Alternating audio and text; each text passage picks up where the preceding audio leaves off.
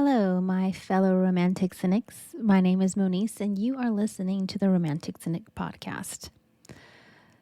The last episode, I mentioned briefly talking about how I changed my personality for the benefit of my now ex-husband while we were together. It's something that I had grown accustomed to, and I thought that would be a great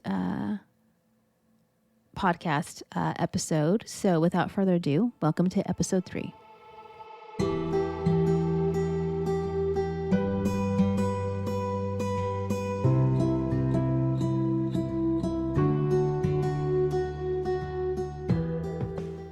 So I had mentioned that I had to change, I learned to change who I was as a person. So of course, I always want to give you some a background and insightfulness into my world and my history. So my parents have been together for 40 years now, and they're really wonderful people that I look up to, and they raised me, I believe, pretty well. Also, of course, I'll give them credit for that. But they also raised me to be exceedingly independent. I mean, I came from that whole mindset of I don't need no man type of attitude back then. So I had asked my mom once, why did she and my dad raise me the way they did? To give a background of my parents. My mom, and dad grew up in a generation where, you had that idea of a housewife where, the woman would stay home and raise the children and cook and clean and take care of the man. And the man's job was to go out and provide and work and, come home, and so that was the type of generation, my mom grew up in, as well as my dad. My dad's background was far different from my mother's. That maybe at some point I'll share what my dad's background was. And so I had asked my mom, I had this like philosophical moment when I was a teenager. I had asked her, I said, why did you and dad raise me the way you did to be so independent? And my mom, her answer was, she's like, I wanted you to not have to rely on a man. I wanted you to be independent and be able to take care of yourself. And, especially with the generation that, I grew up in, it was, women needed to be a little bit more independent. And so again, it was one of those, me being raised so fiercely independent and like I can do things on my own and I don't need no man type of attitude, like I said before. I kind of went into all my relationships thinking that way, where I was pretty upfront about it. Like, I'm independent. I don't need you. I want you in my life, but I don't need you in my life. And looking back now, probably not the smartest thing to say. I guess you can, for the lack of a better word, to give you a background of my now again ex-husband. And again, this is the information I'm kind of giving you is what he has admitted to me throughout the years. So his mom, wonderful, wonderful woman, was that very much that stay-at-home wife with, again, raising the children, cleaning the house, cooking dinner, catering to everything that the husband desired. From what I've been told, his dad was very much that hard-edged, almost military style type of how you raise the children. So you kind of have this juxtaposition between kind of like this hard-edged paternal figure and this very soft, wonderful maternal figure. And she was the type of woman that would, if you had nothing in life, if you were desperate, she would give you every single dime she had, including the shirt off her back. I mean, just a really wonderful woman. And so that is the type of kind of household that my ex-husband was raised in. So now kind of look at my personality, where I like being independent and I like having my freedom. Going from, that to, okay, well, you need to start acting a certain way. Now, I will let you know it's not something that he said out loud, like this is what I expect from you, but there was that expectation of, um, you should be kind of quiet and you should just basically do everything I tell you to do. And, you should learn how to cook and you should learn how to clean and you should learn how to take care of every single one of my needs. So, and that was tough for me because, again, it was one of those, I wasn't raised to bow down to a man. I wasn't raised to cater to every single one of his needs. It was, hey, I'm my own person. You're your own person. So therefore, maybe you can take care of your own needs. Now, it brought about a lot of fights between the two of us. I did mention that I felt like I failed in my relationship. I felt like a failure every day. And that's tough, So you eventually get to a point where, at least from in my perspective, in my point of view, where I had to learn how to adjust. So I tried, you know, I would cook these elaborate dinners for him, hoping that I would get some type of, recognition of, hey, you did a good job. And it was always, hey, well, I could have done it better and this is how I would have done it. Or just kind of hounded me in the kitchen where it's like I'm trying to cook, trying to chop up like something as simple as vegetables. And he's like, well, you're not doing it right. They're not even. And so just little things like that where, I would make a dinner and he would always say, well, it needs this, this, and this, or I could have done it better, could have done a better job. Always giving me pointers, always giving me like, hey, you should do this. So it was a lot of this back and forth of you should do this or you need to do this. And I am the type of person who was like, well, I don't like to be told what to do. And I can kind of do things on my own. So that's kind of like how the dynamic of a relationship was, which is unfortunate. So I couldn't really be myself, but I always felt, and this is kind of hard to say, but I always felt like I was lacking. Like I needed to be more like his mother. I needed to be more like her. I wasn't allowed to be who I was as a person and as an individual. I mean, have you ever had an experience where you just look at the person's face and you can just read or you can see that you're a disappointment in their eyes or you're lacking? I mean, it's a really sad feeling, and it's hurtful because at least from, again, my experience, I knew that I would never be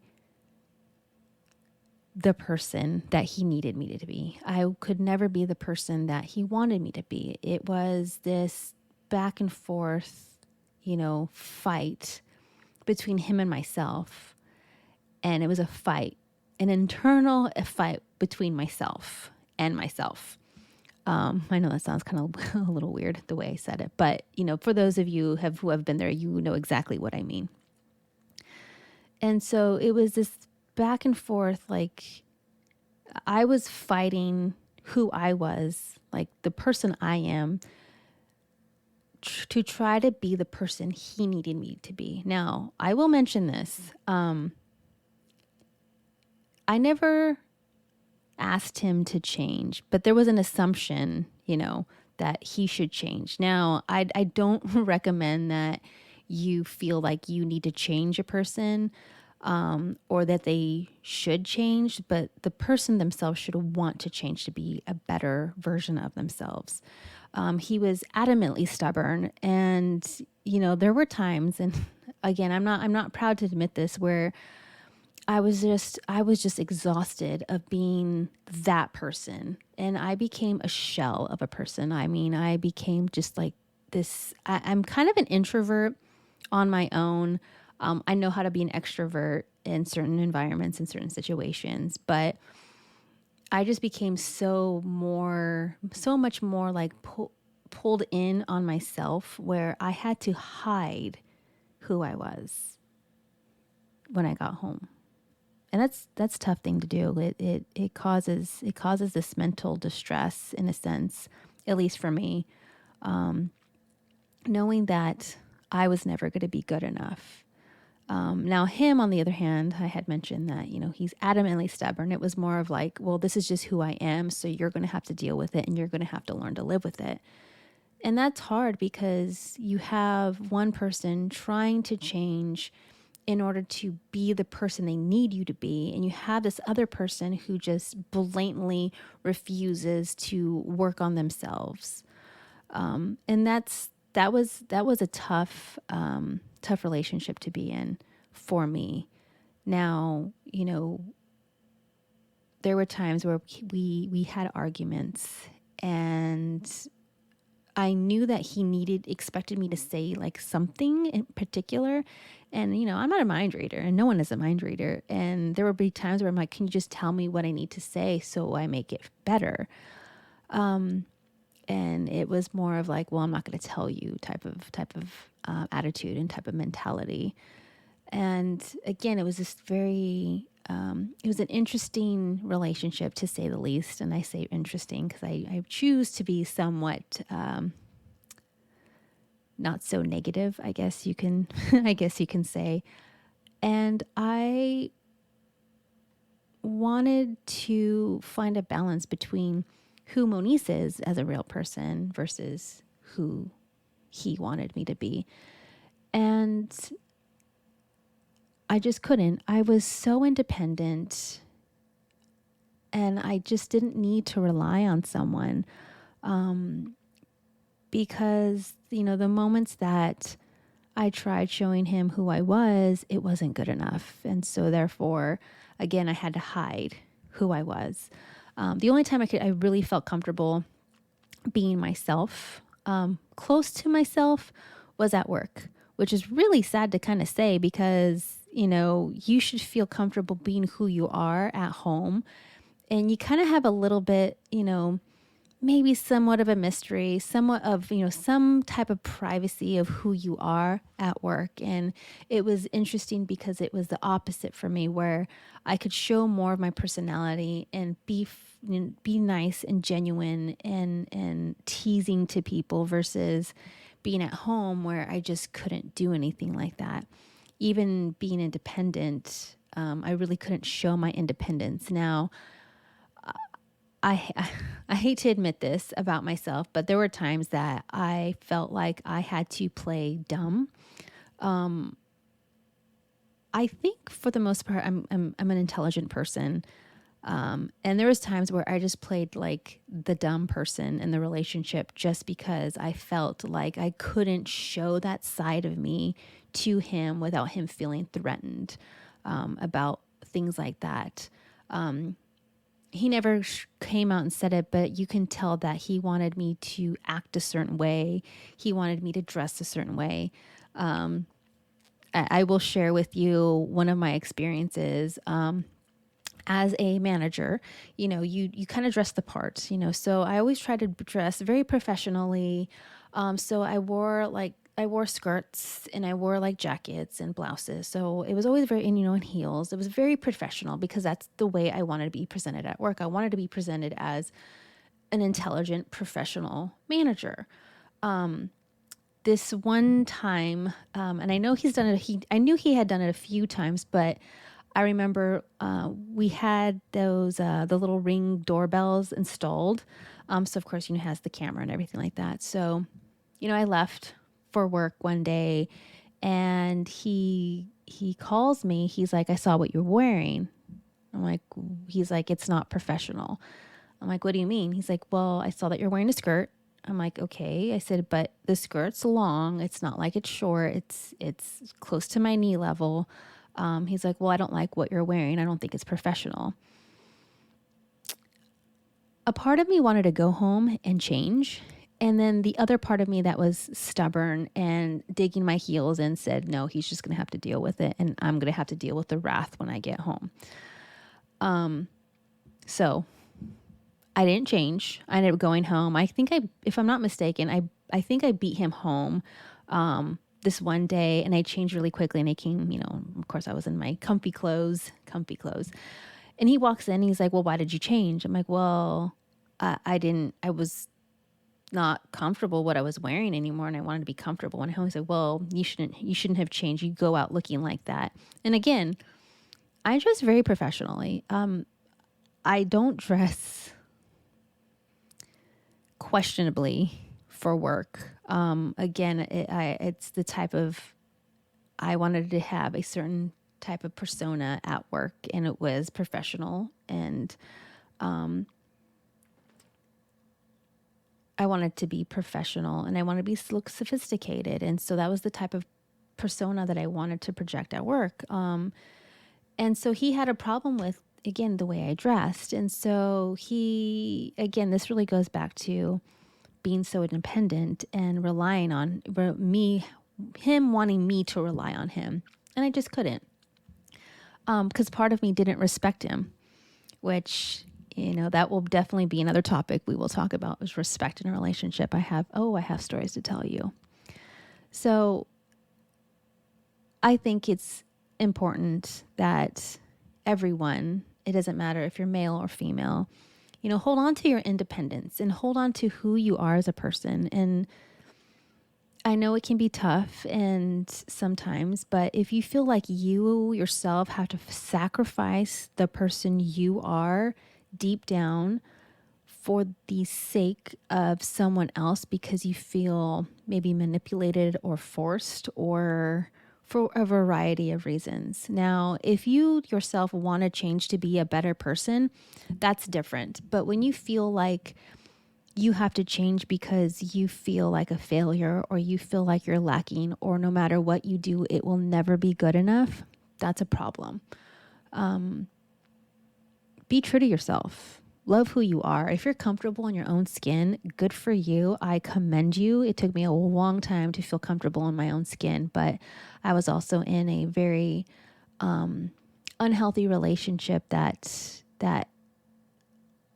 I felt like I couldn't do that. I've been a fighter and I've always felt like deep down I knew who I was, but I just couldn't portray that at home. So I guess the whole reason for this particular conversation that I'm having is, again, be true to yourself, know who you are, and if you feel like you're in a relationship where you just can't be yourself, I know it can be scary sometimes to walk away from something that you've invested time and energy in, and maybe you have children with.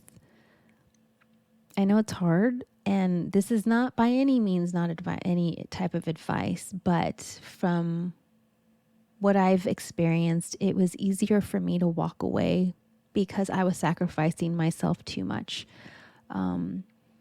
I didn't want to do that anymore. I was so unhappy and so miserable that I had to make a choice. And even though sometimes, being on your own, it can be scary, but it's very much, how can I put this? It's very liberating and it's very eye-opening, and it's going to be one of the most amazing experiences you will have because you're going to find out exactly how strong of a person you are.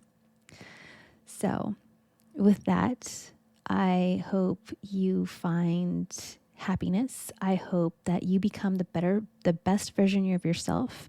And I hope that you find someone that will love you for who you are and they love you unconditionally. So I will say goodbye for now. Love always, the Romantic Cynic.